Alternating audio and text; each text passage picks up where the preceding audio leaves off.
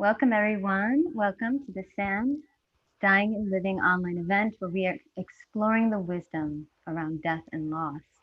I'm Katie Gray, your host, and I'm very honored to bring forward one of our beloved speakers, who this will be my first time meeting him. And Mauricio was going to be leading this talk, but I'm replacing Mauricio, and I feel that it's God's work because I think there's something trying to reveal itself. But we have with us, I'm going to do my best on this, Chief Oluwo Obafemi Fayemi Epega, also known as Baba Femi. Yes. He, he is a world-renowned Babalawo and founder of O.I.D.S.I, Obafemi Institute for the Divine and Universal Study of Ifa. He is a lecturer, a teacher, a healer, and author, and he is a priest of Ifa. He has overseen over 400 ceremonies and rituals, and he is a wise leader for many people. He is a brother, he is a son, he is a friend, he's a teacher, he's a father, and most importantly, he is a Texan. So thank you so much. I'm assuming you're coming live from Houston today. Actually, I'm in Atlanta for Oh, about 4 more days, 4 or 5 more days. Then it's back to Houston. Yeah. okay. I know how I used to live in Texas and my husband's Texan, and I know how this it's in your heart, it's in your soul, that Texas love. Yeah, that big wide open space. Yeah. So thank you so much for joining us. We so appreciate you coming and joining us for a topic that is very shunned and tabooed and pushed away so oftentimes in our culture. And what an incredible opportunity for us to gather together in this environment to embrace the conversation of death and the fear of death and how we've gotten to this place of being so afraid and what that means for us individually. Um, in your description, you said it cannot know itself until we know ourselves. And, Absolutely. Absolutely. Absolutely. I'm thinking today, we just want to hear you channel through what's trying to come through, and I may ask some questions, and then we'd like to open it up for the audience to ask some questions as well. Absolutely. Well, let's start. I'm going to go back in one of the sacred texts of Kemet, which is modern day known as Egypt. Uh, Egypt is from the Greek Egyptikos, which is from the long-standing language of the people along the Nile Valley. They call it Hekapata, which simply means the house is wide enough, we come to expand. And what's also important is the sacred text that was written. And one of the texts actually held a very, very powerful saying, and which was in conjunct with what a teacher that was Ethiopian raised that spoke to me about it, that helped me along the way, probably the mid early 90s. Well, I say mid to late 90s, and coming out of the church, making a transition out of religion and stepping into spirituality and understanding not so much who this God is, but what is it? It wasn't so much the language of I am that I am, but more so it is what it is as it was originally written. And with that being said, this was something that was told to me, and I'm going to relay it to the audience as best I can. So even if you want to remain with your eyes open, you can actually close your eyes to kind of get into the ambience of it. And it went like this. In the beginning, that was the darkness.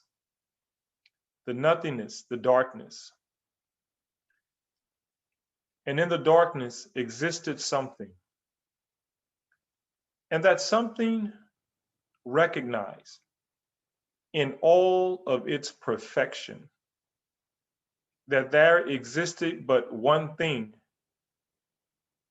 that kept its attention, and that was the imperfection. For that which is dark matter, for that which is consciousness, the nothingness, understanding itself as perfect, knew true perfection only existed if it created its opposite. Therefore, The consciousness of perfection, to know itself in its totality, had to create its opposite, imperfection. For the consciousness was all thought and spirit, but to know itself, it had to create that which is finite or matter. As the consciousness began to move and start the creative process, to know itself in its total perfection, it began to create that which is imperfect.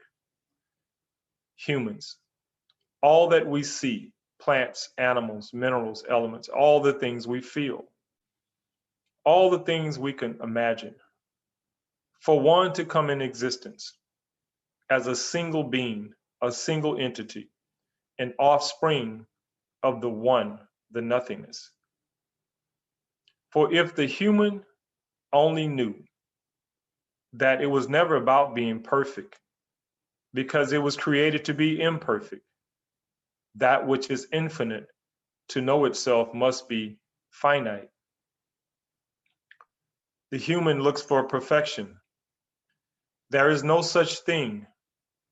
Perfection is simply the ability to complete the task, the journey, the purpose, in order for the one to know itself in its totality.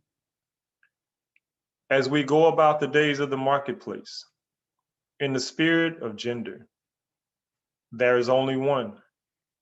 In the spirit of race, there is only one.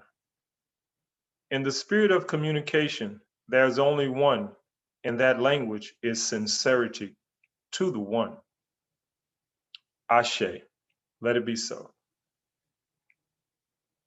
And so when I heard that, it took the burden of trying to live a life without quote unquote sin.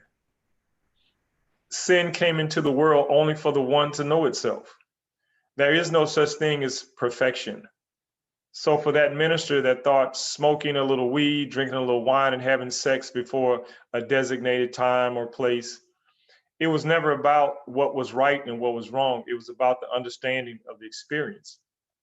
And so as a priest of Ifa, our first tenet is that we must have the ability to see things unseen to others. Second tenet is we must step out of judgment because we can't see in judgment. And knowing that in the spirit world, we don't look for the right and we don't look for the wrong. So when the couple comes for marriage counseling, we don't look for who is right and who is wrong. We first must get an understanding. If the police officer comes to the intersection to write a ticket for the person who is in the right, or excuse me, the person who is in the wrong, the priest goes to the intersection to look at why did you have the experience? Because I can write you the ticket, but if you don't understand the experience, it will probably happen again, i.e., the recycling of spiritual coming back into the physical, which some people call reincarnation. If we are to get it, if we are an extension of the one having this human experience, truly the one can never be complete because of the imperfection is still expanding itself. The imperfection can still grow through technology, wisdom, the elevation. Wars will never stop till soldiers put down guns. Men who start wars never fight them. The simplicity of nature and the natural order has to come in, and truly then all will be perfection, and then all will truly be with the one. Ashe. Wow. That is powerful. There's so much being said. There's so many tapestries weaving through.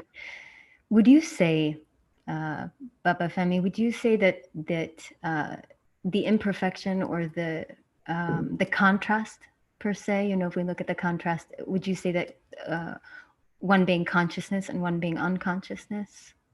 Absolutely.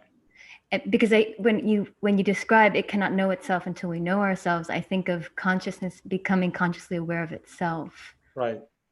And so it's this, and when that happens, then it kind of disassembles the illusion of separateness, because we've reached the next level of consciousness. God can't know itself in no other way than for us to have the experiences that we're having in its totality as a God. If God is all knowing and we have not known ourselves, then God has yet to become the God that we expect for it to be.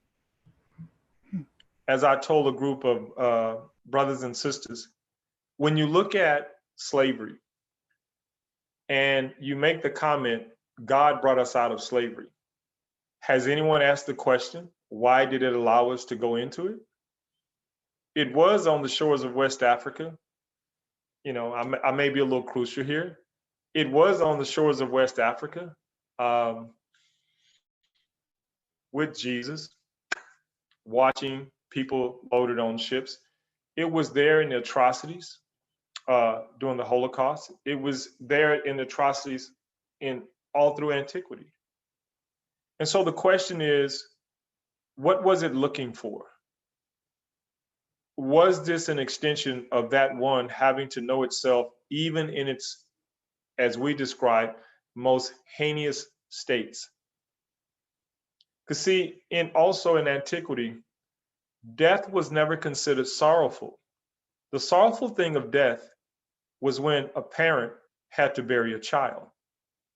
And it was taboo to attend funerals in some cultures. A child wishes to be an older brother or older sister, an older brother and older sister wishes to be a young adult. A young adult wishes maturity, and maturity embraces itself as an elder. An elder loses fear of that realm we call the unknown because it's closest to it. And so the natural order, the proper cycle of life. But when untimely deaths came in, untimely, that was considered what was sorrowful. And of course, those that have departed as we judge unexpectedly, the question is never asked, what was the contract that they had to depart? What was God trying to explain? Again, in the event of some of the murders that have occurred in the streets of America, some years ago, a young black kid by the name of Trayvon Martin was shot down by a guy by the name of George Zimmerman, and everybody wanted to know, you know, what could be done. Should you even go after this guy? And I remember answering a question for a young lady, and I said, as a priest, my question would be, what was the contract of Trayvon Martin and George Zimmerman? You know, is this retribution for Trayvon Martin murdering George Zimmerman in a past life? What is it that God was trying to show us in the moment? Are we looking so much as what's happening in our neighborhoods as opposed to why does someone is able to come in and think they can get away with it? So when we look at this testimony, or excuse me, when we look at this, listen to the testimony that was given in antiquity, all things considered, all are one. However we judge it, it's only an extension of the one having to have this experience, even if that God need to feel a mother losing a defenseless child, or a nation being lost to a pandemic. What is the message? So dying is actually the extension of life. It has to be. Because if we believe that there are 360 degrees of knowledge, surely one cannot know everything until they experience death. Not so much with the loss of a loved one, but actually the finite body going to a resting state and the spirit elevating itself. The first law of thermodynamics we learn is energy doesn't die, it just takes on a different form.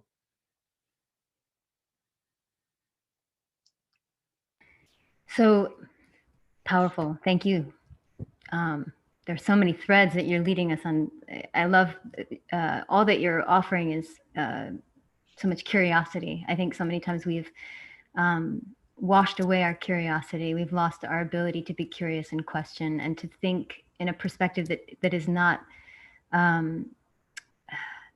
stapled down to a perspective or a judgment of something being good or bad. And I really appreciate the way that you were speaking of almost as if the suffering that comes before the freedom, that being this necessary contrast in order to experience the wholeness of the situation. And I think of addiction and recovery. It's like, because recovery didn't just happen, there was this full experience, God's experience within, that brought us to that full spectrum of understanding.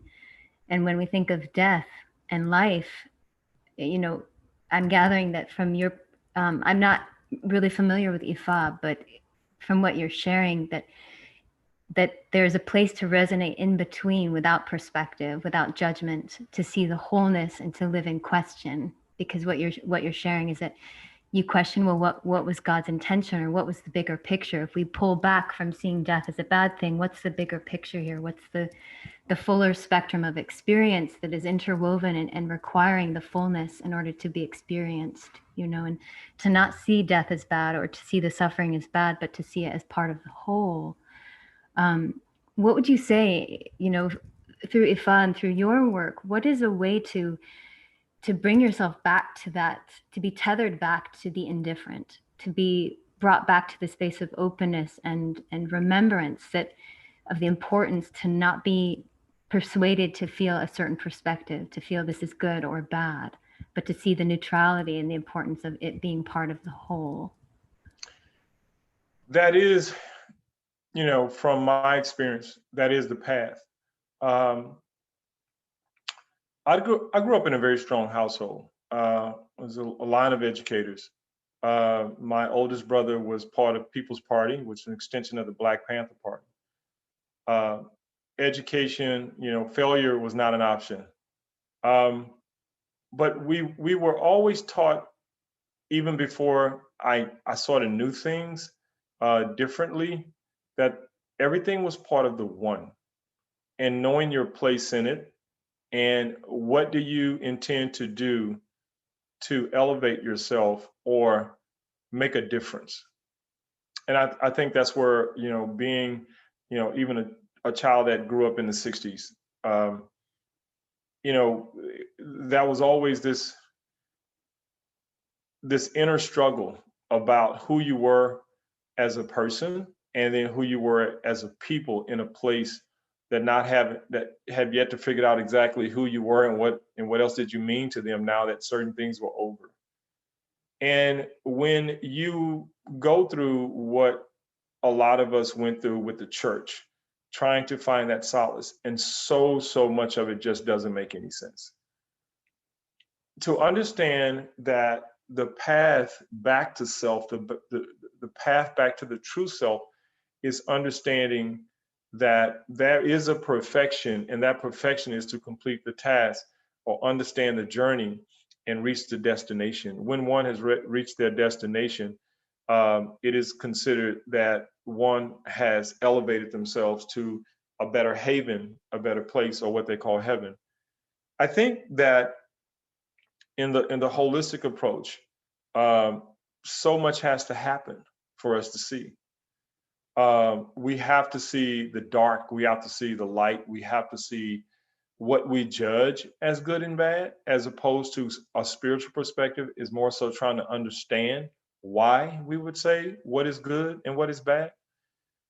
Because if we want to be quote unquote godlike, if we are an extension of that one, there has to be something in that is a medicine that brings us to a place to where we can actually, obtain the equilibrium that is needed to manage ourselves as light beings, spiritual beings in this flesh.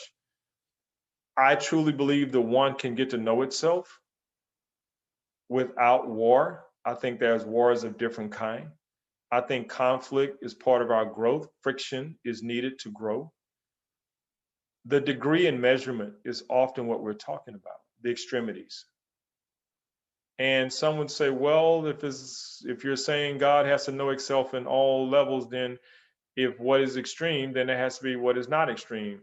And I think that we get to some degree uh, sort of create the narrative of what the extremity is. I think that's allowed. And I think in our own evolution as spiritual beings, if we understand conflict, differences, if we understand confrontation, if we understand resistance, I think that there is on one scale, there has to be uh, a way to where we get the message across. I think the one is even involving itself. A particular minister told me that's somewhat blasphemous.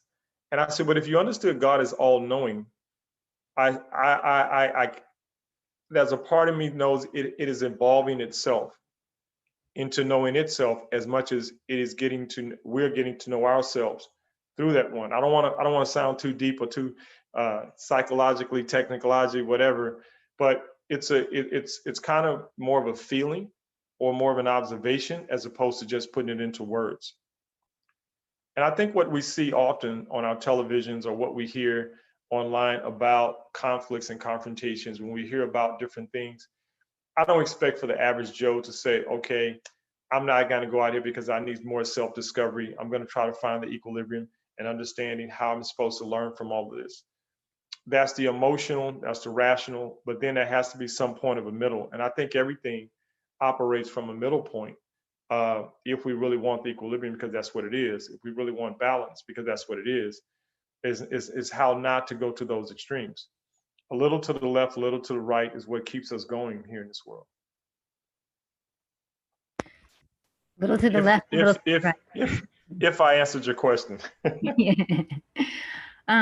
I want to open it up. We have some time left, enough for a couple of questions, I think, if we have some brevity. If anyone is feeling really inspired to ask a question while we have this time, you're welcome to raise your hand so that we can have some dynamic expression here with our conversation. I feel, that for so many of us, bringing it back to death, just I find that it's tough when we're in a place of fear.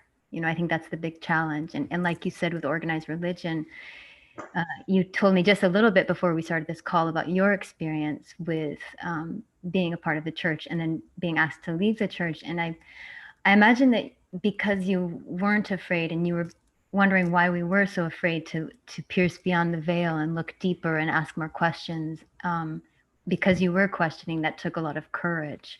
And I think that that's probably something that people struggle with, feeling the courage to think outside of the box and to think there are more perspectives about death. And let's see, let me figure this out. We've got someone raising their hand.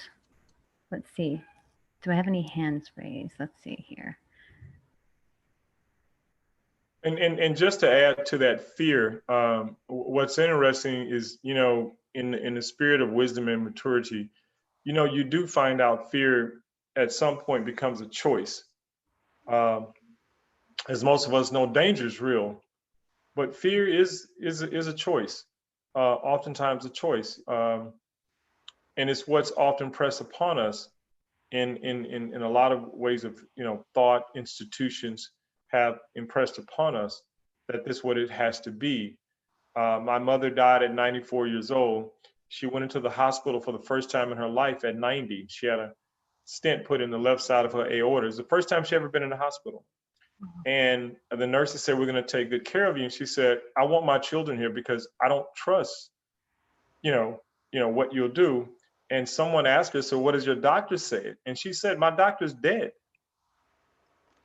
So, she trusted herself for, a lot of years, but her fear was from where she came from, the institution, and that was, if you go into the hospital, they're going to find ways to hurt you, to kill you. Well, she had a successful surgery. She came out. She was the talk of the hospital, someone that old.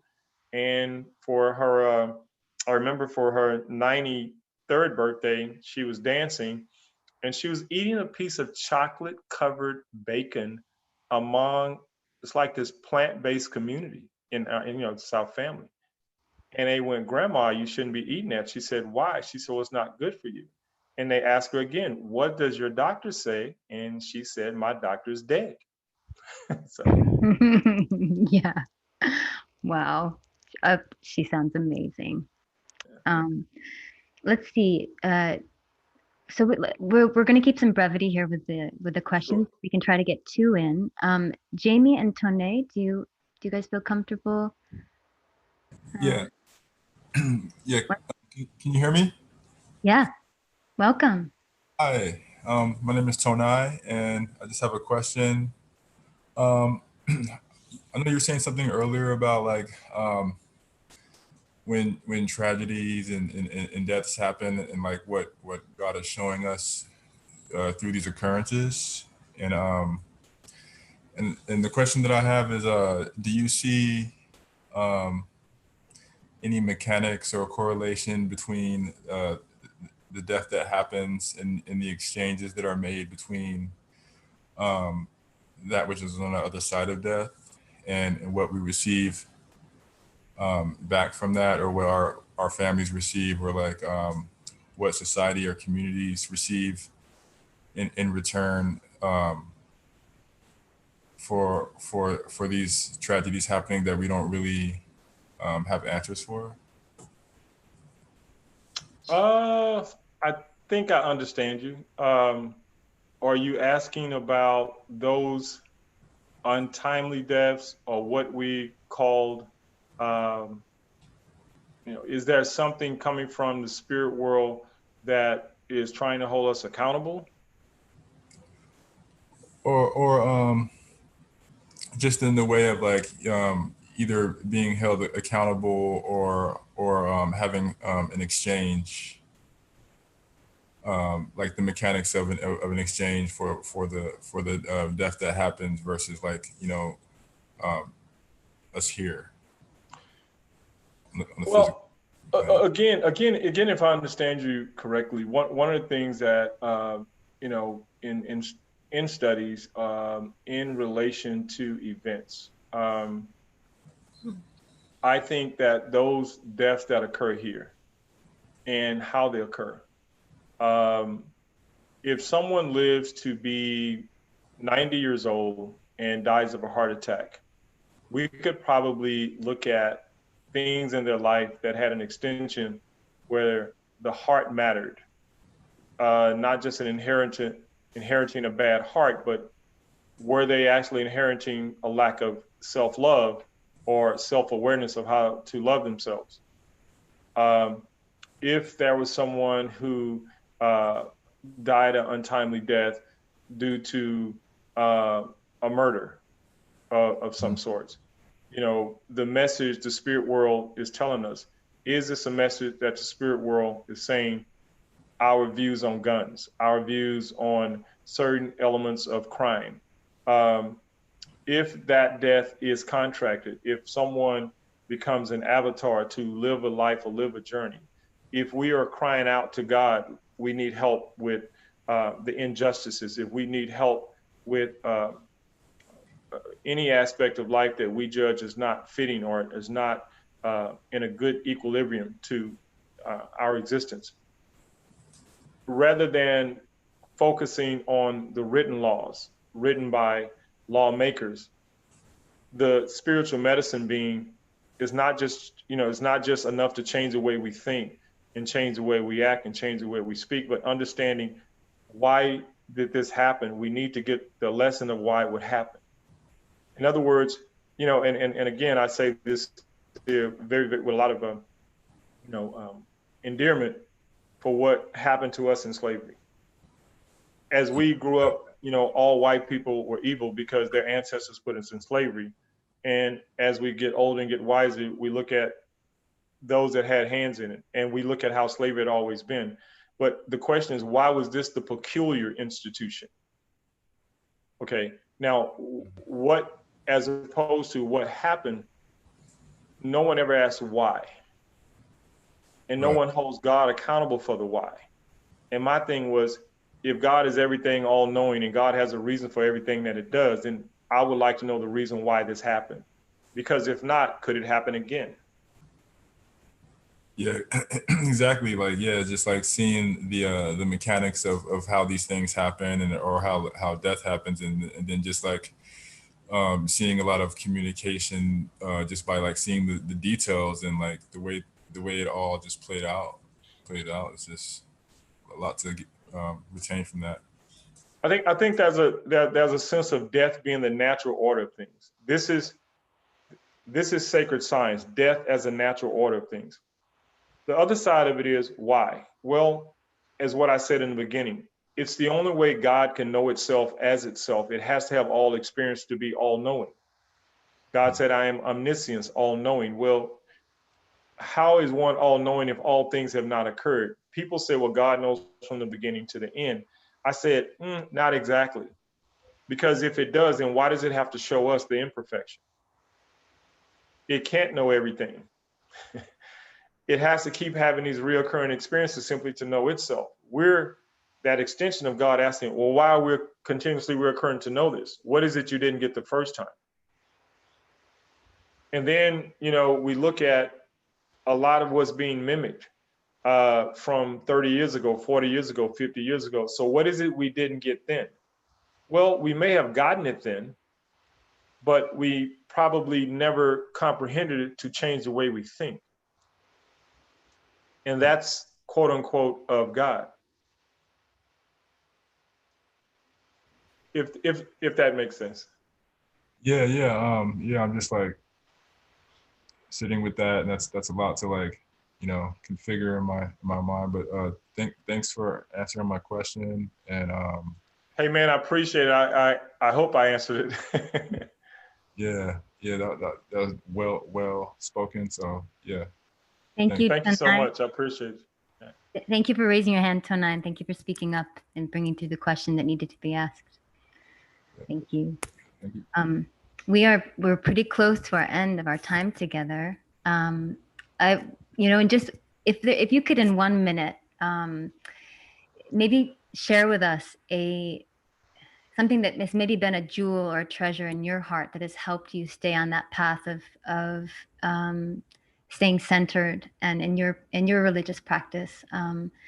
What would be maybe just a little jewel that we could each, just a contemplative little jewel we could take home with us that could maybe be a guiding light in these times of uncertainty? I mean, death is happening in a large scale and different levels. What would be something that we could remember and lean upon, per se?